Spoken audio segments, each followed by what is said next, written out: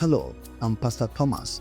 The next part of the fruit of the Spirit is joy, captured in Galatians 5:22. That says, but the fruit of the Spirit is love, joy, peace, long-suffering, gentleness, goodness, faith, meekness, temperance.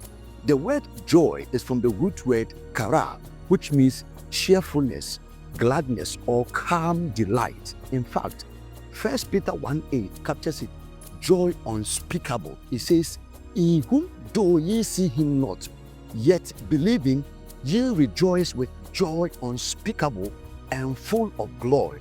In other words, joy unutterable, meaning words can't express this atmosphere of inner gladness called joy that the Holy Spirit has deposited on the inside of you. Words can't describe it. It is beyond verbal description. In fact, it is the same word kara used in James 1:2 when he said, count it all joy when you fall into diverse temptations. In other words, it is this joy that helps me deal with every single situation on this earth with a high anticipation without any disturbance or anxiety within. Apart from that, this joy doesn't depend upon any circumstance, any situation, any event, any happiness to be dynamic and consistently operational in you.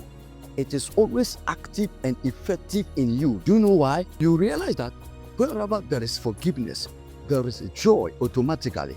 Wherever there is mercy, there is joy automatically. Wherever there is kindness, there is joy. Wherever there is goodness, there is joy automatically. And these are attributes of the love of God, which has already been shed abroad in your heart, according to Romans 5:5. And the word shared then in Romans 5:5 is not S-H-A-R-E-D, which is the past tense of share.